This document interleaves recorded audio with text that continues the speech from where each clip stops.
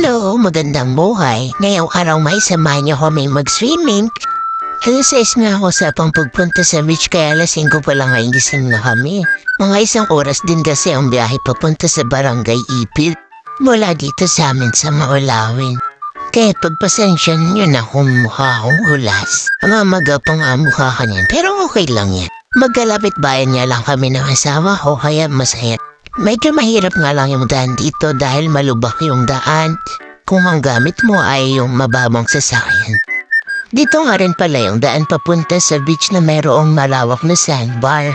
Ang tawag dun nila dito ay Pulong Pasig. Pero hindi nga dun yung destination namin ngayon dahil nga may mga baby kami. Kaya ang punta namin ngayon ay sa Kapalohan Beach. Tulog pa nga rin tong silis na makarating kami dito sa lugar ng asawa ko sa Barangay Ipil. Naabutan nga namin ngayon na nagpe-prepare pa rin sila papunta sa beach. Napakaganda talaga ng tanawin sa probinsya. Mga alas 7 na rin ang pumunta kami sa Barangay Kapaluhan. Ang akala namin ng una hindi namin mapapasok yung sasakyan dahil nga medyo mabato pa yung daan papasok sa Kapaluhan. Ito ang si Isaias, ito ang tuwa na sambilip sa bintana. Mas pagod pa nga ako sa driver tuwing may biyahe kami dahil sa likot ng batang to. Sayang talaga, kung alam ko lang na may papasok ng sasakyan edi sana sinama ko yung mga kapatid ko. Gusto pa naman nilang maligo sa beach. Di bale sa susunod na panahon na lang. Anyways, nakarating na nga pala ako dito siguro year 2016. Core year 2017, kami na rin ni Michael at biglaan lang din yung pagpunta namin noon. So ito na nga yung lugar na pupuntahan namin, Barangay Kapaluhan, Calauag, Quezon. Likot ng camera, sakit sa ulo. Pagkaratingan namin ay diretsyo agad sa paliligo ang mga batang to. Mag-aalas 8 na nga to ng umaga at napakasarap nga ng simoy ng hangin dito sa tabing dagat. Kaya nakikita niyo naman, marami na rin ang nagliligo. Napakaganda ang maligo dito at safe sa mga bata pero syempre kailangan mo pa rin bantayan dahil nga napakababo ng tubig dito. Ayan yung asawa kong maasim, busang-busa na yung maligo sa dagat pero siguro kung malaki na si Isaias, nandiyan na rin ako sa tubig. Medyo makalat nga dito gawa ng basura galing sa inyo pero okay lang yan, malinis pa rin naman. Si Faith at si Princess ay halata namang nag-i-enjoy at si Elise naman medyo natatakot pa. Sino ba namang hindi magulat niyan? Kagigising lang kasi niya diretso na kaagad sa dagat. Lagi nga siyang papunta sa akin yan dahil natatakot siya. Medyo naiilang din siya na umapok sa mga buhangin. Pero maya-maya lang mag-i-enjoy na yan. Gusto ko na nga rin sanang maligo ng mga oras na yan, kaso nga hawak ko si Isaias, medyo malamig pa kasi ang tubig, kaya hindi pa siya pwede maligo. Ayan, pagpasensya na yung ugatan kong paa, namulaklak na yan. Yung tubig kasi talaga ang pinapakita ko dyan, ang linaw, diba? So, sana maligo. Maya-maya nga lang, nandun na sa gitna yung mag-ama ko. Medyo niiingit ako dito sa gilid. Mga 9:30 na nga ito ng umaga at paliliguan ko na si Isaias. Maganda rin kasi sa bata ang dagat, diba? Why not? Tinawag ko na nga dyan yung mag-ama ko dahil bala kong ipahawak sa kanya si Isaias. Baka kasi pag ako matumba ako bigla, malulod kami parehas. Hindi kasi ako marunong maglangoy. Hay, ngiti-ngiti nga dyan si Elisha, halata namang nag-enjoy siya.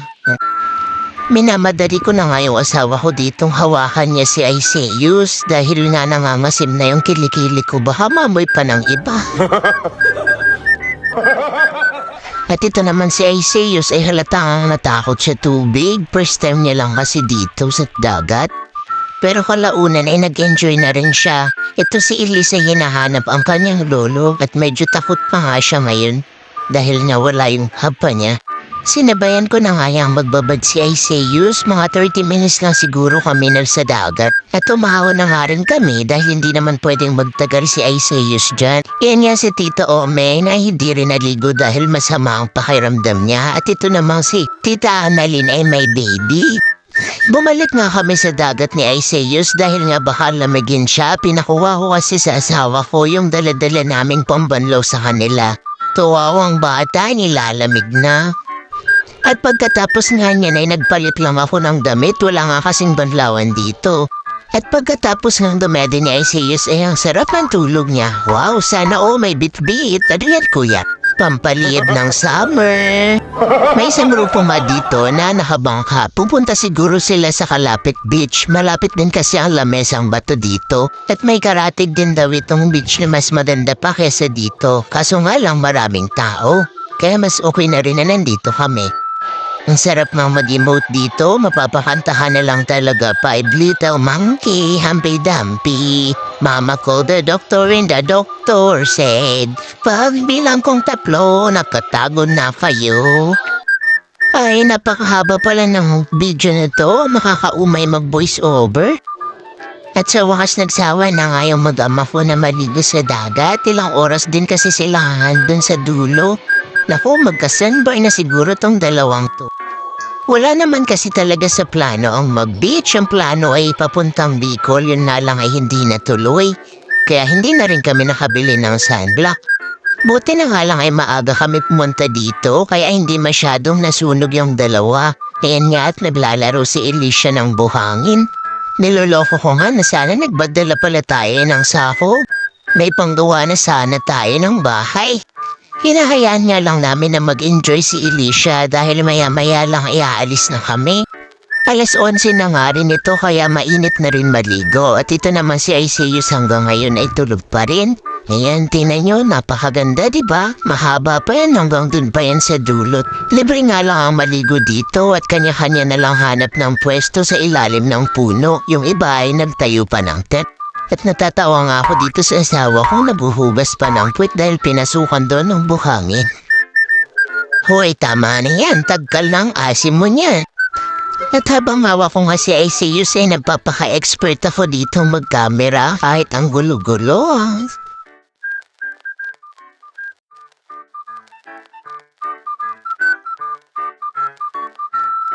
Ayan at sinasabi na nga buntik pang mabasa. Ayun nga at naglalaro pa din ang dalawang bata. Itong si Ilis parang tinatawag na naman ng dagat. Kami ang dalawa dito ni Tita Omeng ay tamang babad lang ng paa sa dagat. Malapit na rin kasi kami umuwi at nagpe-prepare na sila. Habat itong si Princess ay hindi pa man nagsasawa. Flex ko na nga itong ugatan kong paa. Sarap talaga maglakad sa tabing dagat, diba? Ang swerte nga ng mga nakatira dito sa malapit kasi kahit kailan pwede silang maligo sa dagat. Salamat sa Panginoon, sadyang nakaka-amaze ang mga likha mo.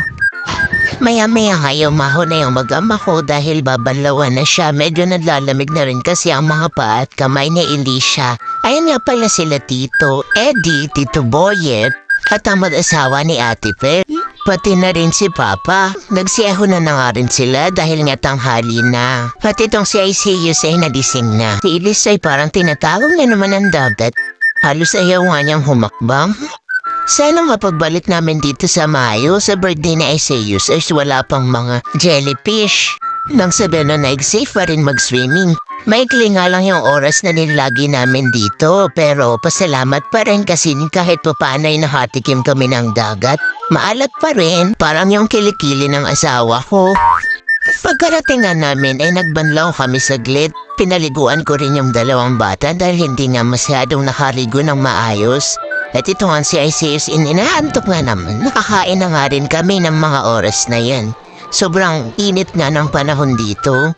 Kalmadong kalmado at walang hangin. Sing. Tiangko, yit. Do, sor, Hawaii, wonder what you are up the world so hard. Oh, ang galing no, manang-mana sa nanay. Mga sandaling ito ay paalis na nga kami. Papunta na kami sa Maulawin. Maraming salamat Panginoon sa araw na to. Nag-enjoy po kami. O siya, tama na tong kalokohan na to. Paalam na. Sa susunod ulit. Bye-bye! Are you ready, Papa? Yes, I'm ready na.